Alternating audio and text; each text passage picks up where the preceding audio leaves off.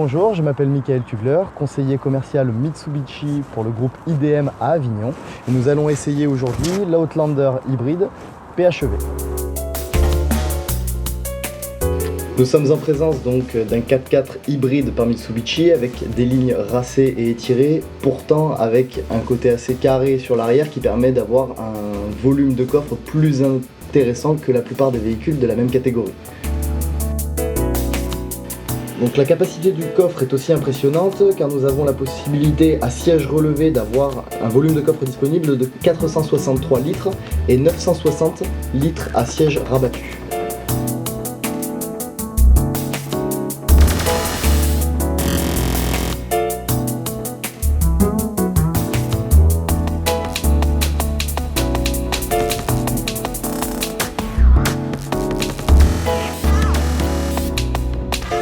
Les palettes situées sur le volant permettent de recharger le système électrique en utilisant en réalité le frein moteur.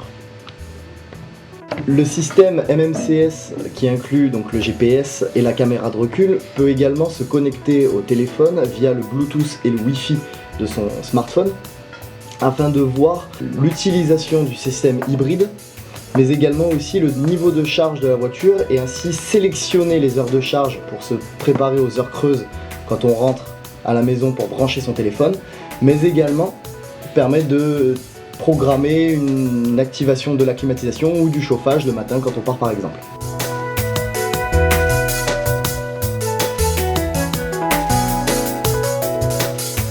Donc, sous le capot se cachent 3 moteurs, 2 moteurs électriques et un moteur thermique. Les 2 moteurs électriques servant à faire avancer à 80% du temps l'intégralité du véhicule.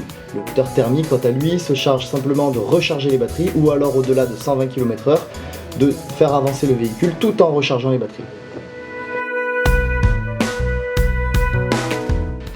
Il y a 2 trappes sur le côté du véhicule, l'une pour alimenter le véhicule en carburant grâce à sa capacité de réservoir de 45 litres et la deuxième qui permet de brancher le véhicule donc sur une borne de recharge rapide par exemple où le véhicule sera rechargé à 80% de la batterie en une demi-heure seulement, et la seconde prise pour brancher le véhicule sur une prise standard à la maison par exemple, pour avoir une capacité de charge à 100% au bout de 8 heures de recharge.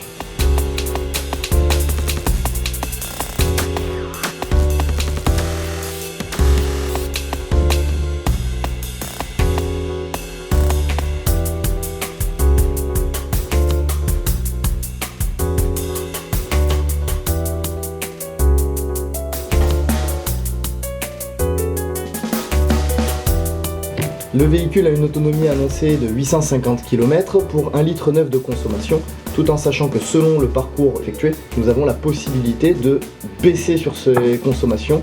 Moi par exemple, je tourne aux alentours de 1,5 litre de consommation. Le prix catalogue du véhicule est de 53 900 €, tout en sachant que pour l'achat de celui-ci, l'État vous donne 4 000 € de bonus. La grande particularité également est de noter que pour les entreprises, le véhicule n'est pas soumis à la TVS, c'est-à-dire la taxe sur les véhicules de société, à vie durant l'utilisation de la voiture.